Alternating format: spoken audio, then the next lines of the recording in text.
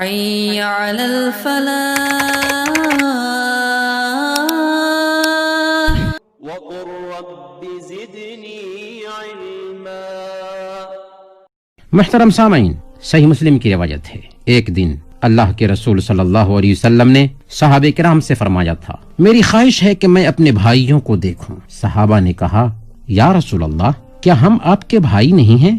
آپ صلی اللہ علیہ وسلم نے فرمایا، تم تو میرے اصحاب ہو، میرے بھائی تو وہ لوگ ہیں جو ابھی دنیا میں نہیں آئے۔ سبحان اللہ، ہمیں اپنی قسمت پر ناز کرنا چاہیے کہ ہمارے آقا نے ہمیں اپنا بھائی کہا، اور ہمیں اور آپ کو دیکھنے کی خواہش ظاہر کی۔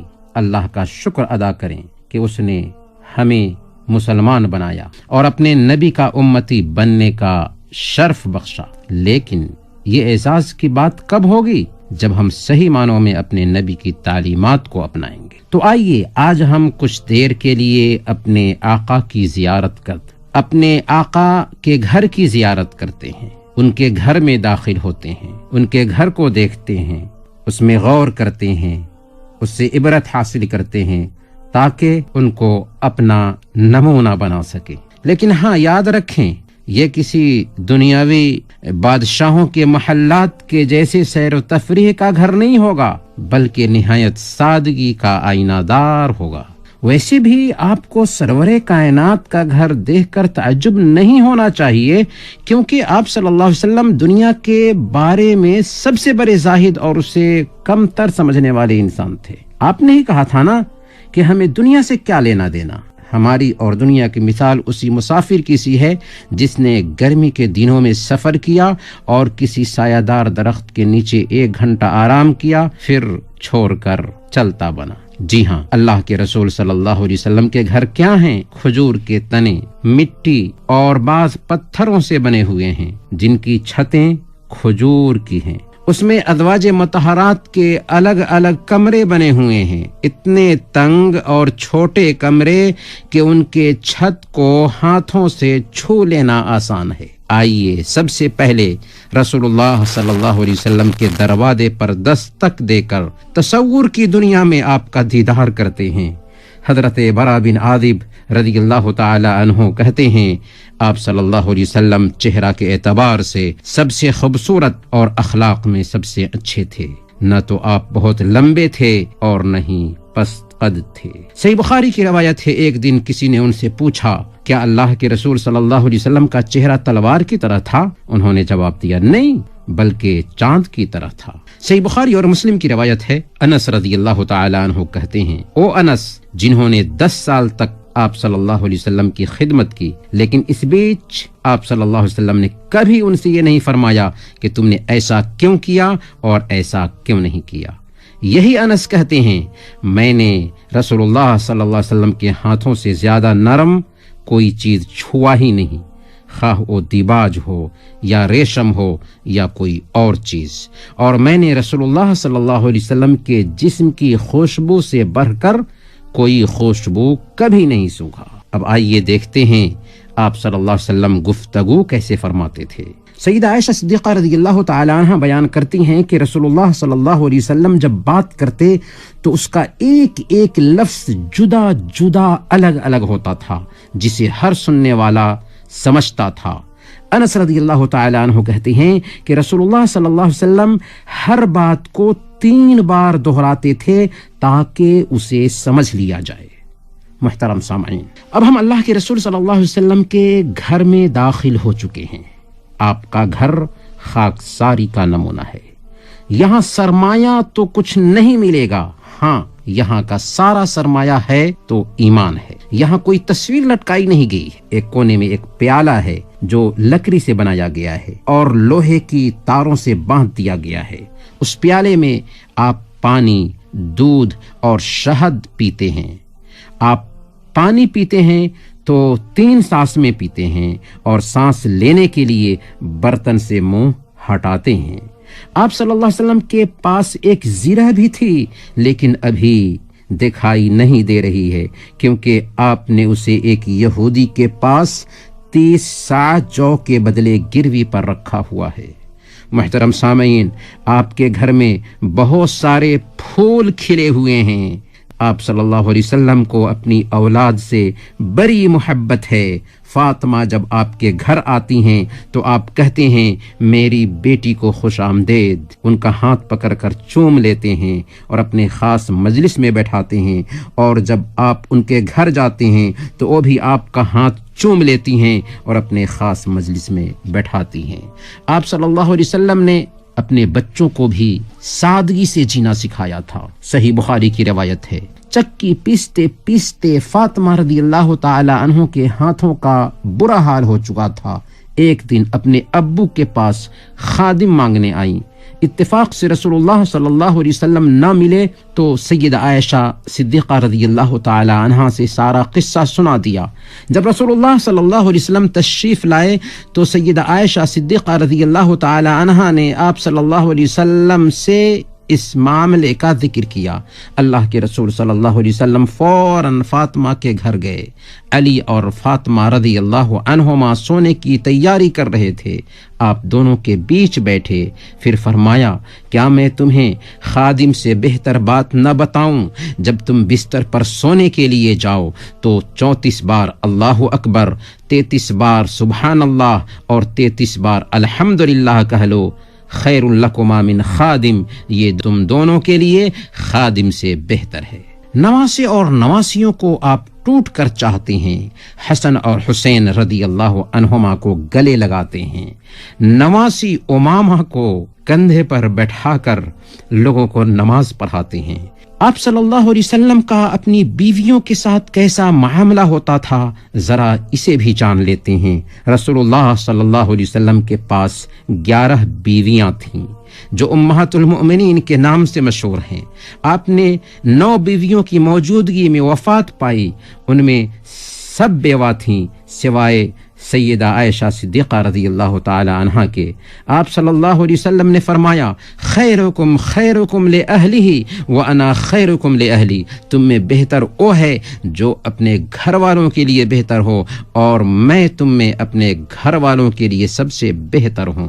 چنانچہ آپ عصر کے بعد ساری بیویوں سے ایک ایک کر کے ملاقات کرتے ہیں۔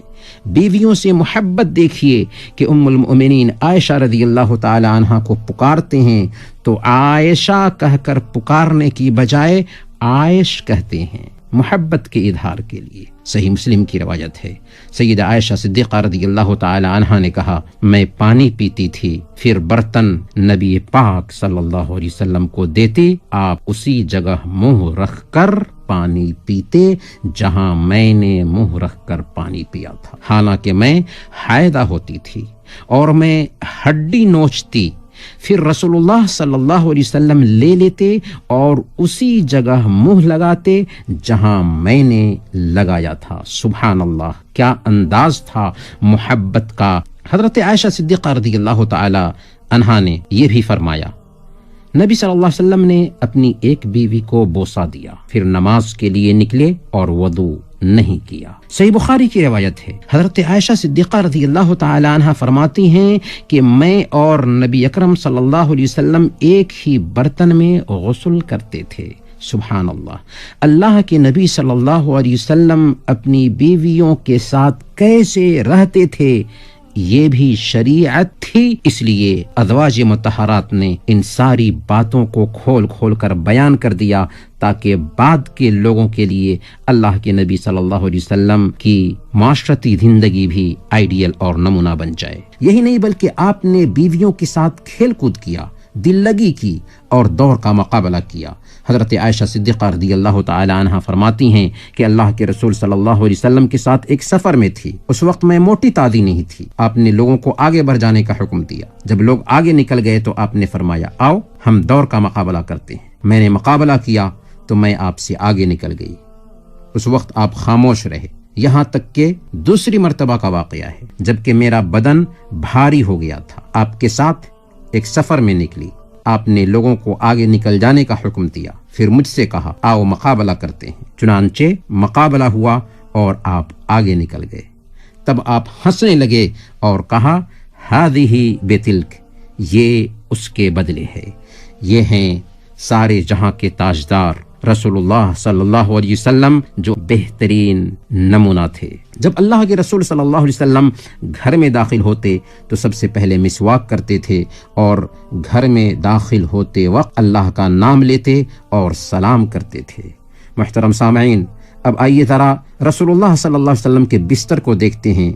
آپ کا بچھونا جس پر آپ آرام فرماتے تھے چمڑے کا تھا، جس کے اندر کھجور کی چھال بھری ہوئی تھی۔ رسول اللہ صلی اللہ علیہ وسلم کی نیند بھی بڑی پیاری تھی۔ آپ کا اسوہ تھا کہ سونے سے پہلے بستر جھاڑ لیں اور بسم اللہ کہیں اور اپنے دائیں پہلو سو جائیں۔ سیدہ عائشہ صدیقہ رضی اللہ تعالی عنہا فرماتی ہیں صحیح بخاری کی روایت کے مطابق کہ رسول اللہ صلی اللہ علیہ وسلم ہر رات کو جب اپنے بستر پر جاتے تو اپنی ہتھیلیاں ملا کر ان میں پھونکتے اور سورہ اخلاص، سورہ الفلق اور سورہ الناس پڑھتے تھے۔ پھر جہاں تک ہو سکتا اپنی ہتھیلیوں کو اپنے بدن پر پھیرتے، پہلے سر اور منہ پر ہاتھ پھیرتے، پھر سارے بدن پر ہاتھ پھیر لیتے تھے۔ اس طرح آپ 3 مرتبہ کرتے تھے۔ یہ آپ کا اسوہ اور نمونہ تھا سونے سے پہلے۔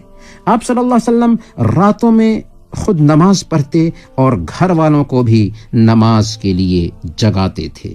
آپ کی نماز تہجد اس قدر لمبی ہوتی تھی کہ پاؤں مبارک میں ورم آ جاتا تھا۔ آپ صلی اللہ علیہ وسلم سے کہا جاتا، یا رسول اللہ، آپ اس قدر عبادت کرتے ہیں جبکہ آپ کے اگلے پچھلے سارے گناہ معاف کر دیے گئے ہیں۔ آپ فرماتے، افلا اکون عبدا شکورا، کیا میں شکر گزار بندہ نہ بنوں؟ آپ کا کھانا کیسا ہوتا تھا ذرا اسے بھی جان لیتے ہیں۔ حضرت انس رضی اللہ تعالی عنہ سنن ترمذی کی روایت کے مطابق بیان فرماتے ہیں کہ رسول اللہ صلی اللہ علیہ وسلم کے پاس صبح و شام کے کھانے میں کبھی بھی گوشت اور روٹی اکٹھا نہیں ہوئی، مگر اس حال میں کہ خوراک کم اور کھانے والے زیادہ ہوا کرتے تھے۔ صحیح مسلم کی روایت ہے، سیدہ عائشہ صدیقہ رضی اللہ تعالی عنہا کہتی ہیں، محمد صلی اللہ علیہ وسلم کے گھر والے کبھی بھی مسلسل 2 دن جو کی روٹی سے آسودہ نہ ہوئے، یہاں تک آپ صلی اللہ علیہ وسلم داعی اجل کو لبیک کہہ گئے، وفات پا گئے۔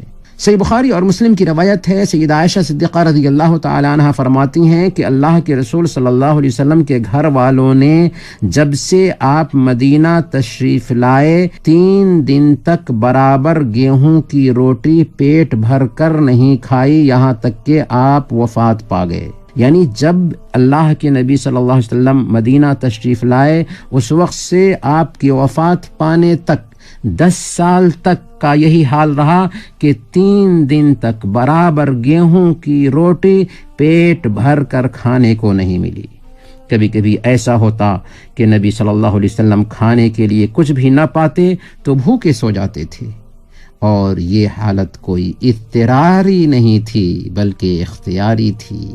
اگر آپ چاہتے تو ناز و نعمت میں پل سکتے تھے، آرام کی زندگی گزار سکتے تھے، لیکن آپ نے آخرت کو دنیا پر ترجیح دی۔ ایسی سادہ زندگی گزارنے کے باوجود آپ کے اندر سخاوت اور فیاضی ایسی تھی کہ کبھی ایسا نہیں ہوا کہ کسی نے آپ سے کچھ مانگا ہو اور آپ نے نہ میں جواب دیا ہو، آپ نے اسے کچھ نہ دیا ہو۔